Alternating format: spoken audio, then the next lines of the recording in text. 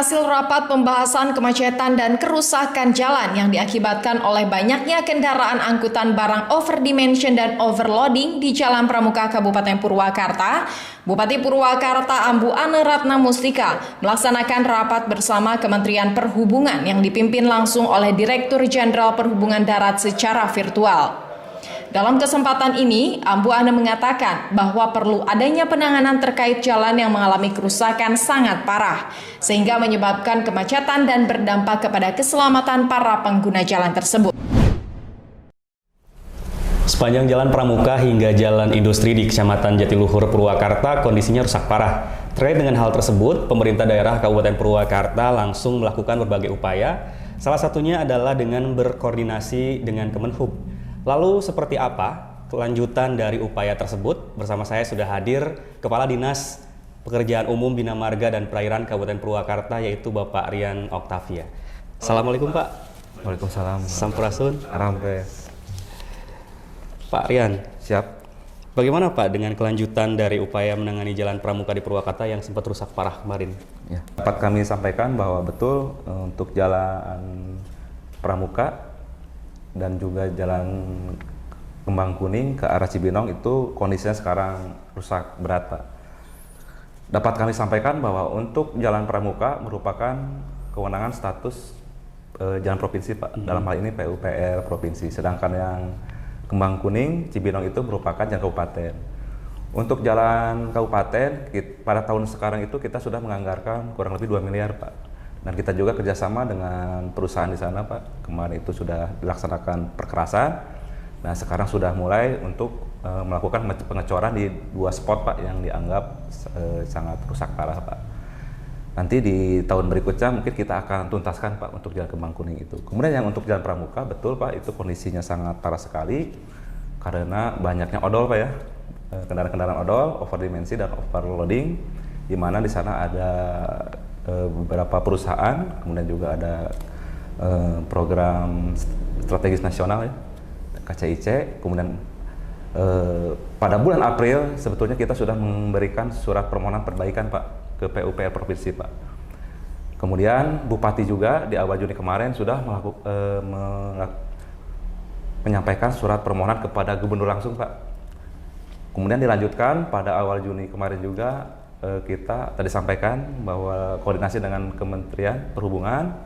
Dari hasil pertemuan itu kita sepakat untuk membatasi kendaraan, terutama yang odol itu, Pak, di waktu-waktu puncak di pagi dan di sore hari.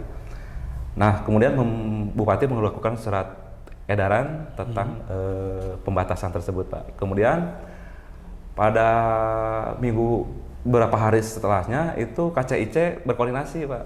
Karena mereka mengharapkan agar program atau KCC ini tidak terhambat, Pak, sehingga berkoordinasi. Akhirnya dari pertemuan itu KCIC akan membantu, Pak, membantu dalam perbaikan sementara untuk spot-spot yang dianggap sangat rusak parah, Pak. Untuk bahan material itu dibantu oleh KCIC dalam hal ini WIKA. Sedangkan PU Provinsi dan PU Bina Marga Kabupaten itu kita mempersiapkan personil. Dibantu juga oleh tokoh-tokoh masyarakat sekitar, Pak. Dan juga Dinas Perhubungan dalam mengatur lalu lintas, Pak. Berarti kalau udah berapa persen, Pak, perbaikannya saat ini? Ya, untuk sampai saat ini, karena kita perbaikannya sementara, Pak, spot-spot, dia di angka 75% ada. 75% ya. Lalu ke depannya, Pak, apakah akan tetap diberlakukan yang untuk odol itu? Diberlakukan apa namanya itu kayak ini ya, penutupan sementara atau? Jadi dapat kami sampaikan bahwa kekuatan Jalan Pramuka itu ada batasan gitu, Pak, tidak lebih dari 8 ton, Pak. Cuman karena besarnya banyaknya volume kendaraan yang odol itu, otomatis harus ada peningkatan jalan, Pak. Makanya dari provinsi sampaikan itu kemungkinan akan dicor, Pak. Jadi ya akan menyesuaikan dengan beban kendaraan yang lewat di situ, Pak. Ya mungkin nanti kita juga koordinasi dengan provinsi dan juga Dinas Perhubungan, Pak. Bagaimana mengatur ke depannya terhadap pembatasan kendaraan-kendaraan yang odol itu, Pak. Baik, tetap di bincang-bincang.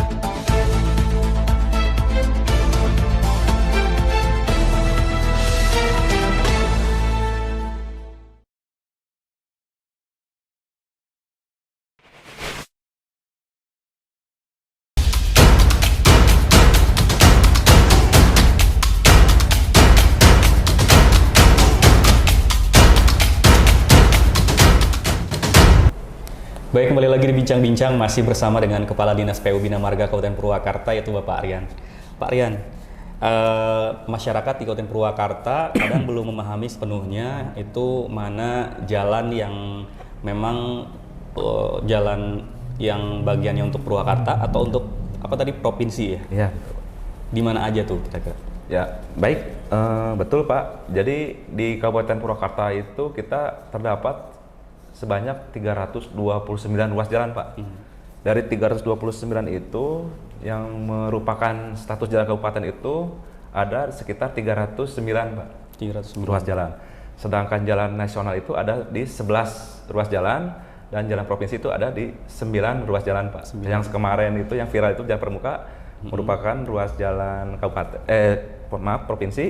Sedangkan yang kemarin juga sebelumnya itu yang viral itu, Pak, kemacetan di jalan nasional yang Sulu Kuning. Yeah. Nah, itu juga itu merupakan jalan status kewenangan nasional.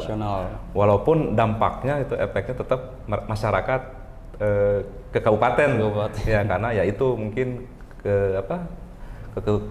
kekurang pahaman masyarakat itu, Pak. Tapi ya sedikit perlahan-lahan kita juga menyampaikan kepada masyarakat, Pak, bahwa kita juga ada keterbatasan, Pak, bahwa untuk jalan nasional dan jalan provinsi kita hanya sebatas untuk berkoordinasi saja, Pak, baik itu ke nasional ataupun ke provinsi, Pak. Oh, jadi tidak ada kewenangan khusus ya kalau dari kabupaten, kalau misalkan itu memang jalannya adalah statusnya provinsi atau nasional. Iya, iya, Pak, betul, Pak. Jadi kita hanya sebatas berkoordinasi, Pak, untuk jalan-jalan yang rusak. Lalu di tahun ini ada kegiatan penyelenggaraan jalan di mana aja, Pak, dan juga jembatan yang dilakukan oleh PU Bina Marga Purwakarta? Baik, untuk tahun anggaran 2021 ini, Pak, dapat kami sampaikan untuk di penyelenggaraan jalan dan jembatan itu kita ada 14 kegiatan ataupun sub kegiatan, Pak. Jadi dari 14 kegiatan itu 14 kegiatan sub kegiatan itu diantaranya pembangunan jalan, pembangunan jembatan, pemeliharaan rutin jalan, pemeliharaan berkala jalan, penanggulangan rencana tanggap darurat, pelebaran jembatan, pemeliharaan berkala jembatan, pemeliharaan rutin jembatan, rekonstruksi jalan, pemantauan dan evaluasi, serta pengawasan teknis, Pak. Jadi kita ada beberapa kegiatan dan sub kegiatan, Pak, dalam tahun anggaran 2021 ini. Cuman kita sekarang fokus kepada pemeliharaan jalan atau peningkatan jalan yang kondisinya rusak berat, Pak, atau kritis. Ya. Karena di tahun 2019 itu anggaran infrastruktur itu kita mencapai hampir 200 miliar, Pak. Tapi dengan adanya pandemi ini, ada COVID-19 ini, kita terkena refocusing, Pak. Jadi dari 200 miliar itu di 2020 itu kita terjun bebas, Pak, terkoreksi sangat signifikan di angka 40 miliar, Pak, infrastruktur. 40 miliar. Jadi ya dampaknya adalah seperti yang sekarang ini banyak infrastruktur terutama jalan itu yang belum terpelihara dengan optimal, Pak. Karena pandemi. Ya, karena adanya refocusing. Cuman Bupati menyampaikan bahwa di tahun anggaran 2022 itu ini kita akan usulkan atau fokus kepada pembenahan infrastruktur, Pak. Berarti belum ada pembangunan lagi ya? Kalau di tahun sekarang tadi sampaikan, Pak, ada, Pak. Jadi kita ada dari tahun kemarin 40 miliar, kita alhamdulillah Pak di tahun ini teranggarkan kurang lebih 85 miliar Pak untuk infrastruktur Pak. Infrastruktur. Iya. Pelebaran jalan Ya, termasuk peningkatan pemeliharaan di yang tadi beberapa titik. Oh, itu tersebar ada di lebih dari 20 titik Pak untuk Di jalan. mana aja Pak? Untuk penyelenggaraan jalan itu kita sudah lelang tahap pertama Pak. Dari tahap pertama itu ada di beberapa titik lokasi. Yang pertama yaitu peningkatan jalan Babakan Cikau Bandung, peningkatan jalan Kembang Kuning Cibinong Indaci yang tadi disampaikan, kemudian juga peningkatan jalan SMP 2, peningkatan jalan Sumbersari Kiara Pedas, peningkatan jalan Cireok, peningkatan jalan Cenangka Situ Kamojing, serta pemeliharaan berkala jalan Kakasi Manata dan Cijaya Cikumpai. Kemudian yang ke-9 itu pemeliharaan berkala jalan Cipinang Cikadu Pak. Untuk tahap kedua itu di minggu ketiga atau minggu depan Pak, rencananya kita lelang tahap kedua, yaitu peningkatan jalan Warung Jeruk Galumpit, Ciririp Sukasari, Jati Mulia Pasar Minggu, Cibungur Dangder, Simpang Sukamulya, kemudian Neglasari Cilingga, kemudian juga pemeliharaan berkala jalan Purnawarman, Jembatan Cikanyayan, penanggulangan darurat jalan dan jembatan, serta banyak lagi Pak.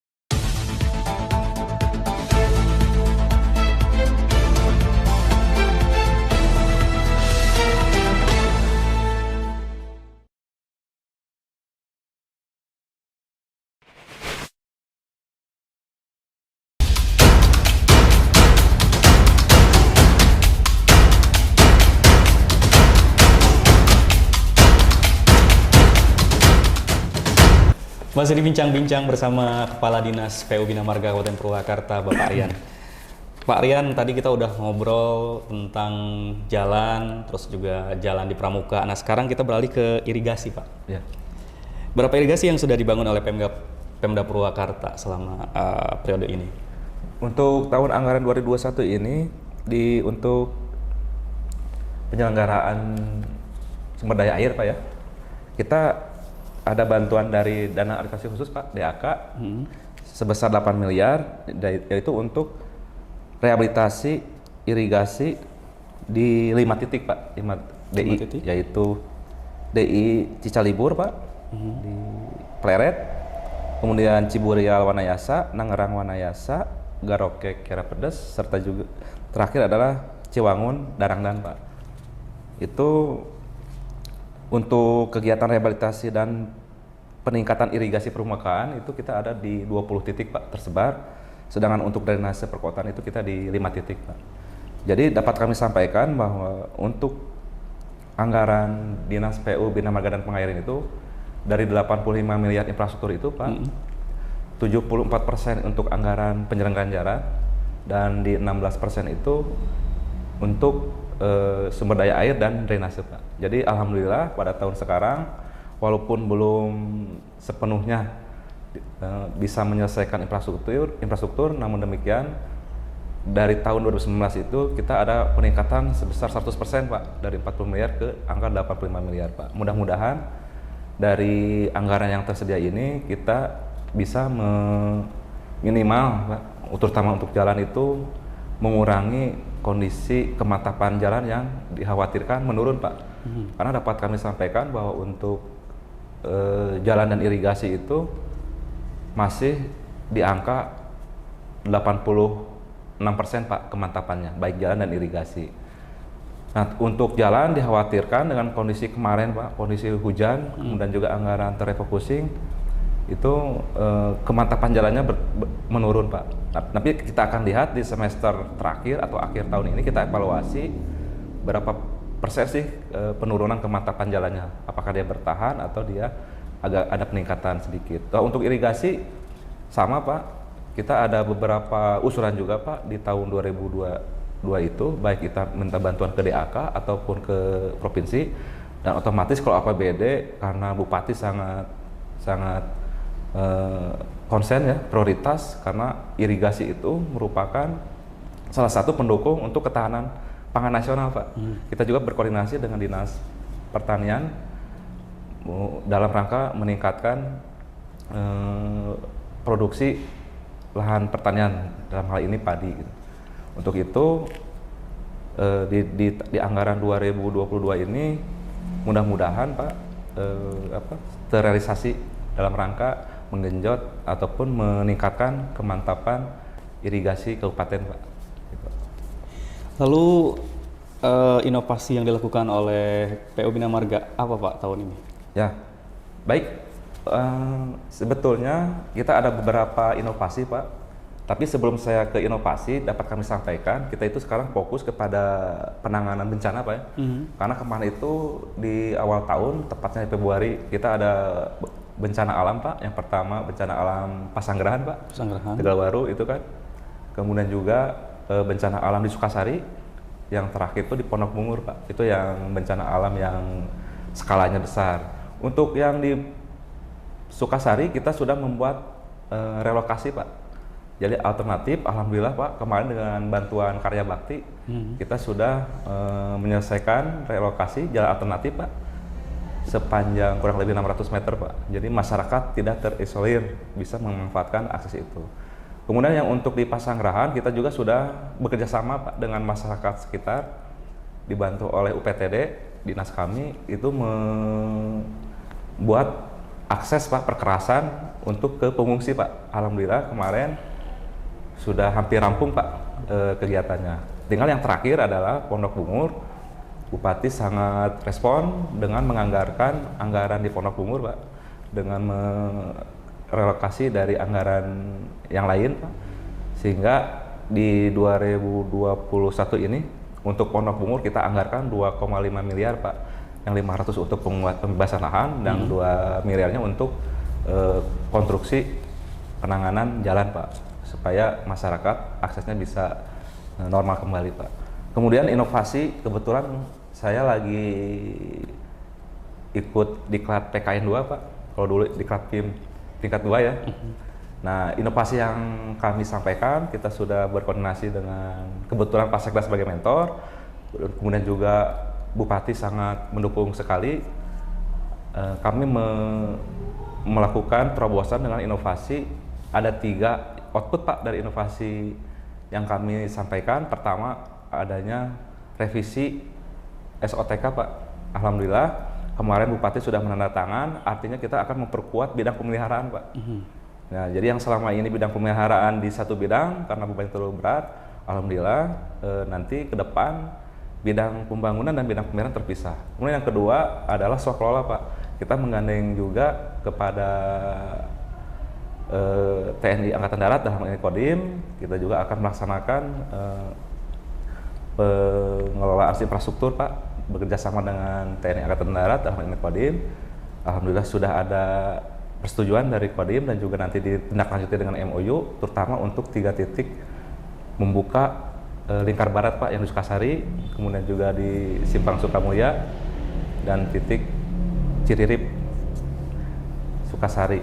Nah, output yang ketiga adalah kita menyusun sistem aplikasi Pak. Jadi kita menyusun yang namanya Sibaper Pak, Smart Infrastruktur Bina Marga dan Pengairan, di mana di dalam aplikasi ini nanti masyarakat ketika ada kerusakan infrastruktur di daerahnya itu bisa langsung mengakses ke Sibaper ini Pak. Jadi saya harapkan mungkin di sini juga Pak ya, untuk bantuannya kita mensosialisasikan ke depan Sibaper ini dapat menjadi wadah penyaluran masyarakat Pak. Jadi masyarakat tidak harus ke medsos, tidak harus ke IG atau rame di viral di media sosial. Ya. Cukup disampaikan ke kami, nanti kami akan tindak lanjuti Pak. Nanti cukup masyarakat ini kan sistemnya berbasis web dan mobile Pak. Kalau web itu nanti di browse di internet bisa, kemudian juga kalau mobile itu nanti bisa diakses di Play Store Pak. Nanti dari sistem aplikasi ini ketika masyarakat sudah mengunduh, nanti bisa langsung mendokumentasikan jalan yang rusak, langsung di-upload ke si buffer ini Pak. Nah, nanti kita akan menindaklanjuti pengaduan masyarakat itu. Ini merupakan bagian dari agar dinas kami Pak ya lebih adaptif, lebih agile, jadi responsif lah. Karena selama ini kan masyarakat tidak punya wadah Pak, apalagi di masa pandemi ini tatap muka kan harus dibatasi, ada social distancing, sehingga aplikasi ini merupakan baik sebagai wadah penyaluran pengaduan masyarakat, terutama dalam hal pengelolaan infrastruktur Pak. Itu Pak yang saya sampaikan. Berarti sudah ada aplikasinya Pak? Sedang disusun Pak, kita progresnya itu di 75% Pak. 70%. Kita sudah, hari ini kami mengirim surat kepada Diskominfo untuk memohon domain Pak. Jadi ke depan sistem informasi ini bisa diakses oleh masyarakat Pak. Jadi tunggu saja Pak tanggal mainnya. Kita sedang penyempurnaan Pak. Kita baru hari ini mengirim surat ke Diskominfo perihal domain untuk mengakses si buffer ini Pak. Target apakah bulan sekarang atau? Kalau diklat saya itu kan sampai Juli Pak. Kan ini bagian dari proses diklat, inovasi yang kami sampaikan kepada penyelenggara diklat. Kita dikasih waktu karena ada tahapan jangka pendek, jangka menengah, jangka panjang. Yang jangka pendek itu kita tadi sampaikan Pak, revisi SOTK, mekanisme kelola penyelenggaraan infrastruktur. Yang ketiga adalah sistem informasi. Jadi di jangka pendek ini sampai bulan Juli ini kita hanya membuat semacam slotnya Pak lah. Jadi ada di si buffer itu nanti ada slot masalah ledger, masalah jalan, masalah jembatan, masalah drainase, dan juga nanti ada khusus pengaduan Pak. Jadi tunggu saja Pak. Mudah-mudahan kalau target saya sih di akhir tahun ini sudah bisa dioperasionalkan. Sudah bisa dioperasikan. Ya. Untuk karya bakti bersama TNI yaitu ada di 3 kegiatan Pak. Yang pertama adalah peningkatan jalan Ciririp Sukasari, kemudian juga peningkatan jalan Simpang Sukamulya, serta penanggulangan longsor di Pondok Kumur. Itu Pak. Baik, kalau begitu kita tinggal tunggu saja. Siap. Seperti apa inovasi yang akan dilakukan oleh Dinas PU Bina Marga Kabupaten Purwakarta. Baik pemirsa bincang-bincang, demikian bincang-bincang saya dengan Kepala Dinas PU Bina Marga dan Pengairan Kabupaten Purwakarta yaitu Bapak Rian. Pak, terima kasih Pak. Sama-sama Pak. Jangan lupa untuk selalu menjaga protokol kesehatan dan sampai jumpa.